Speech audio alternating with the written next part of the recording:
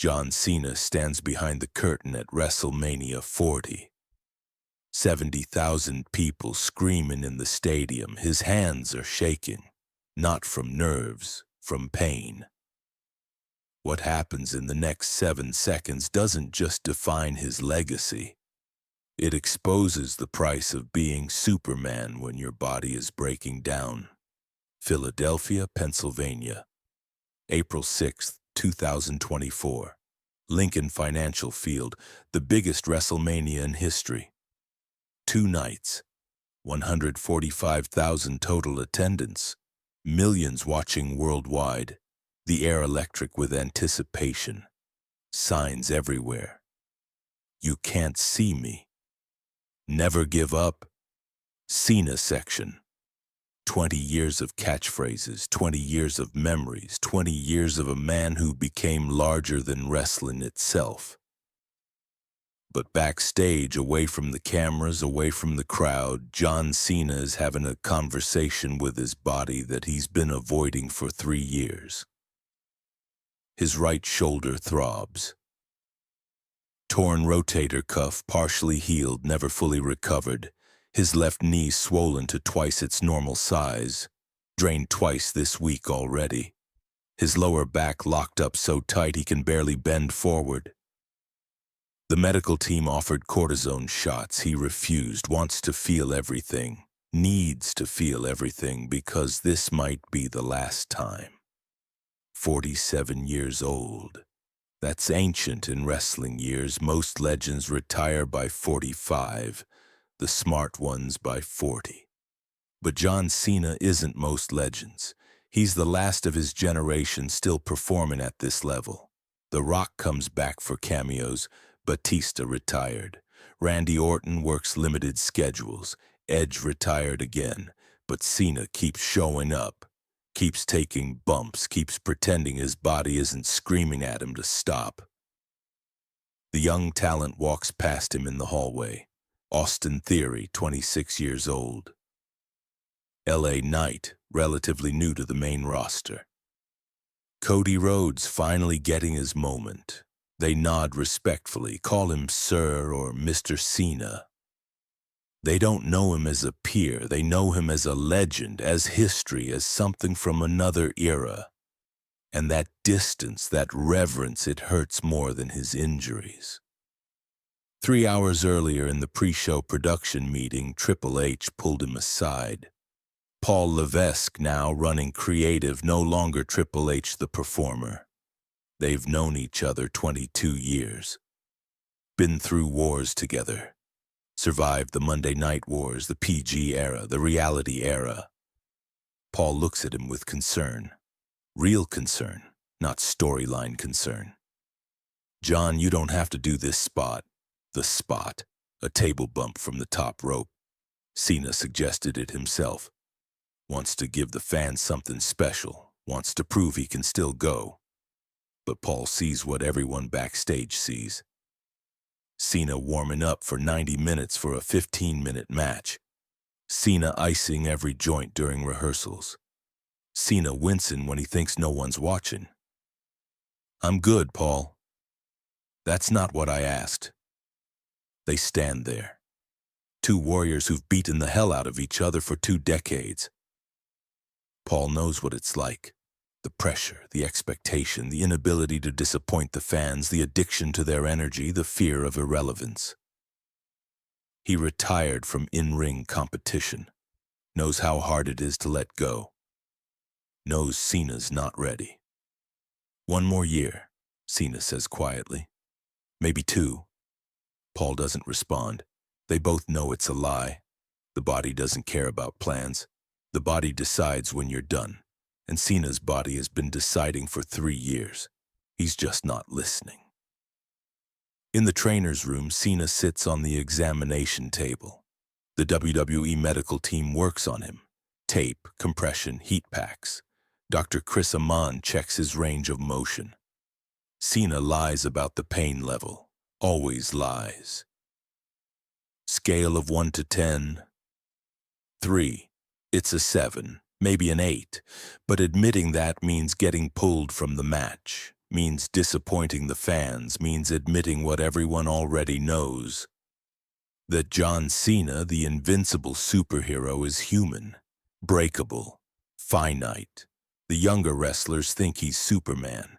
They don't see the ice baths at 2 a.m., the physical therapy sessions that start at 5 a.m., the stem cell treatments in Colombia, the hyperbaric chamber sessions, the anti-inflammatory drugs that destroy his stomach, the sleepless nights when everything hurts too much to find a comfortable position.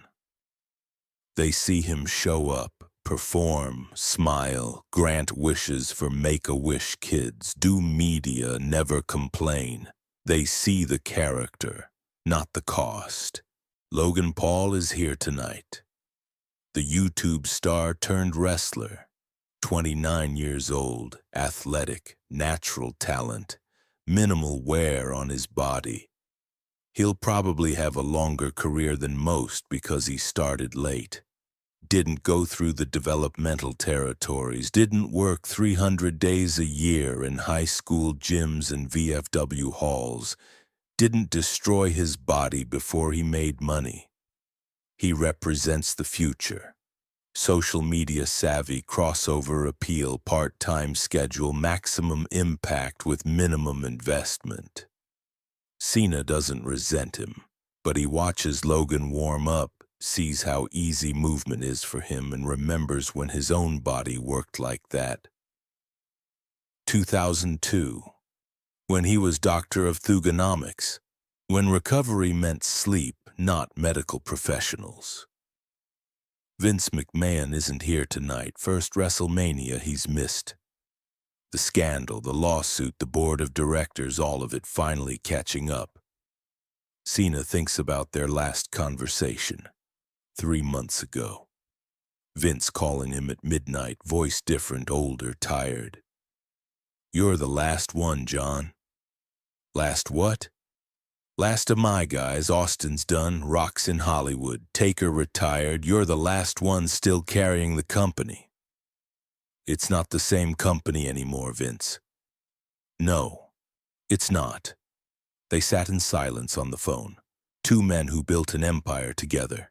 Vince, the controversial genius who created the machine. Cena, the perfect soldier who became the face of it. Now Vince is gone and Cena's body is failing, and the company belongs to a new generation that doesn't need either of them. The makeup artist works on his face, covering the bags under his eyes, the stress lines that have deepened in the last year. He hasn't been sleeping. Wrestles maybe once a month now, but his body never fully recovers between matches. Used to take 3 days to feel normal after a match. Now it takes 3 weeks, and normal is relative. Normal means functional. Normal means the pain is manageable. Normal means he can pretend. His phone buzzes. Nikki Bella, his ex-fiancée, they're friends now. Real friends. She knows what tonight means, knows he's considering retirement. Sends a simple message. Be safe. Be safe. In a business built on danger, in a performance that requires him to fall from heights, take impacts, trust his body to do things it no longer wants to do. Be safe when the safest thing would be to stop, to walk away, to preserve whatever functionality remains. But the crowd is chanting now. His music hasn't hit yet, but they know he's coming. They always know. 20 years of Pavlovian conditioning. The anticipation builds and they start the chant. John Cena sucks.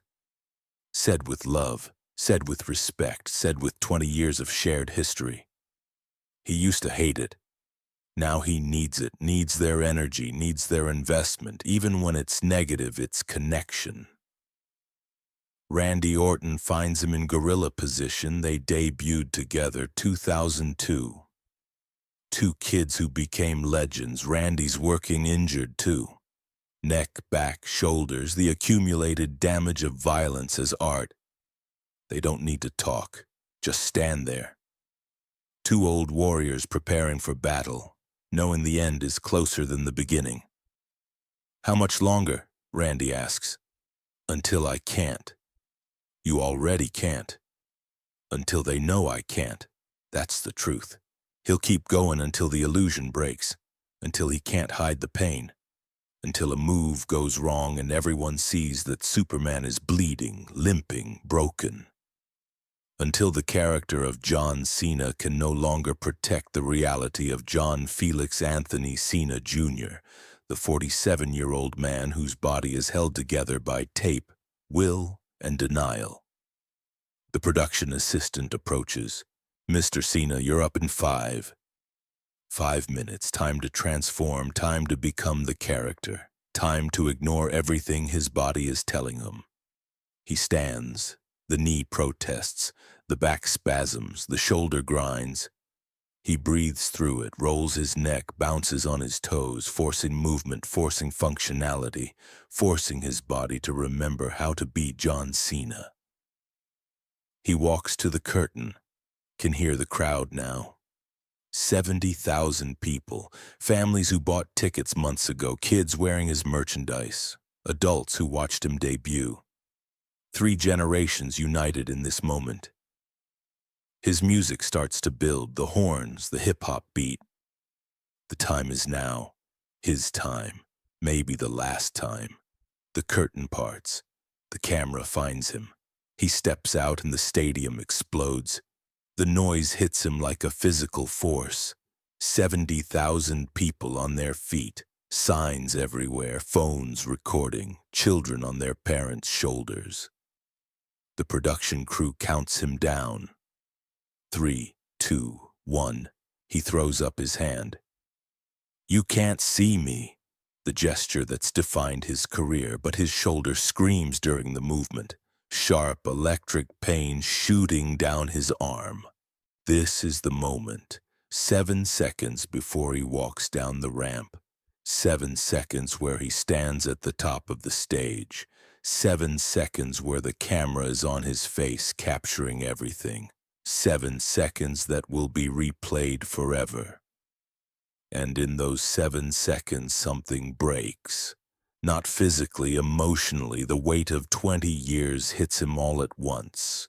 Every match, every injury, every surgery, every comeback, every moment he chose this business over his body, over relationships, over a normal life. He feels it all in these 7 seconds, the accumulation of damage, the price of being invincible, the cost of never giving up. His eyes water, not tears exactly, just moisture. The body's involuntary response to overwhelming sensation, physical or emotional, doesn't matter. The camera catches it, zooms in. 70,000 people see it on the big screen. John Cena, the unbreakable superhero, having a human moment. He blinks hard, forces it down, forces the emotion back. Not here, not now, not in front of them. They need Superman. They paid to see Superman. They brought their kids to see Superman. He owes them Superman, even if it kills him. The 7 seconds end. He walks down the ramp, high-fives the fans, smiles, plays the character, ignores his knee buckling on the 3rd step, ignores his back seizing as he slides into the ring, ignores everything except the performance. Because that's what John Cena does. He performs through pain. He delivers what's expected. He never gives up. The match begins. Solo Sikoa and Jimmy Uso, the new generation, the future. They're careful with him.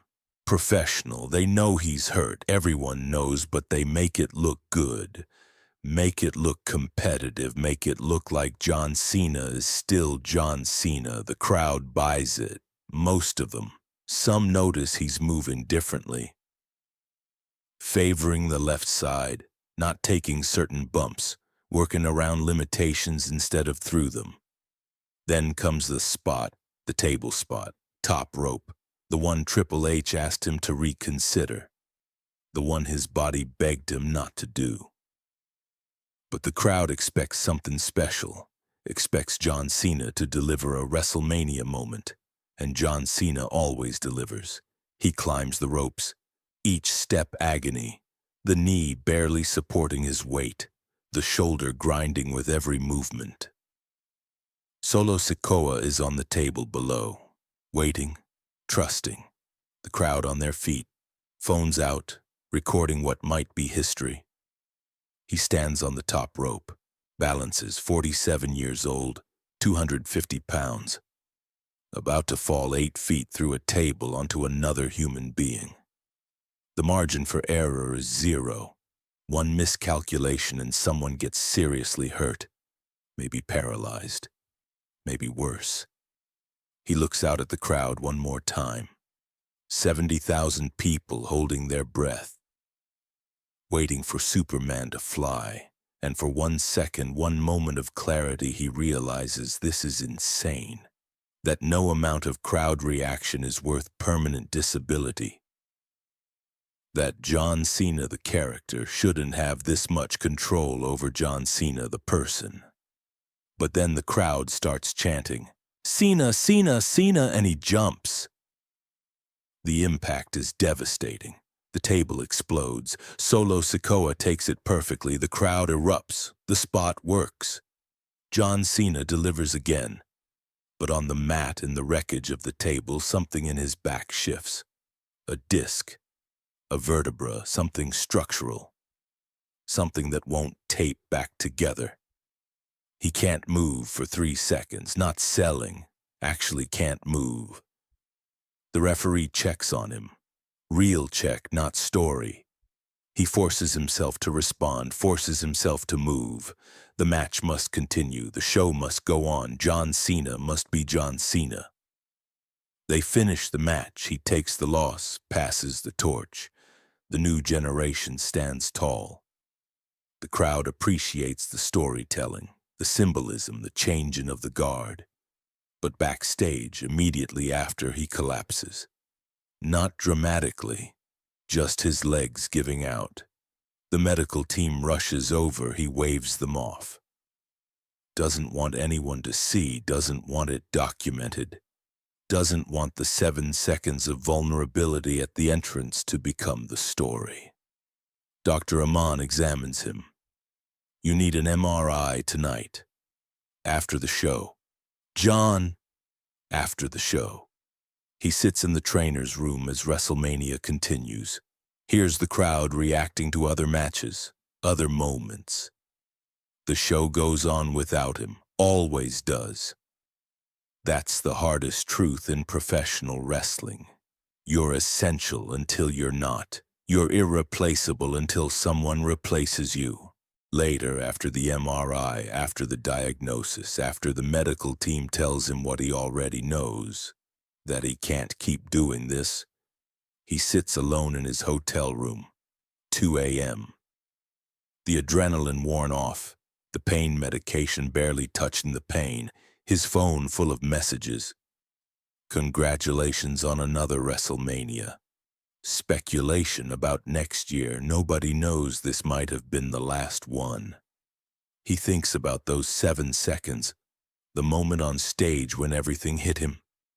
When the camera caught him being human, it's already online, already being analyzed. Was Cena crying? The emotion of possibly his last WrestleMania. The end of an era. They don't know how right they are. His body made the decision tonight. The back injury that won't fully heal.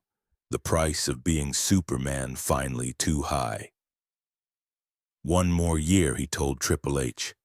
But tonight, in those 7 seconds, he knew the truth. John Cena, the wrestler, ended tonight. 6 months later, he'll announce a retirement tour. The narrative will be that John Cena is going out on top. But those who saw those 7 seconds know the truth. That WrestleMania 40 was where John Cena, the wrestler, died, even if the character lived on. The 7 seconds where Superman admitted he was human, where 20 years of never giving up finally caught up. where John Cena looked out at 70,000 people who wanted him to be invincible and realized he couldn't anymore. That's the price of being a legend. Your body chooses your ending. And in those 7 seconds, John Cena's body finally said enough.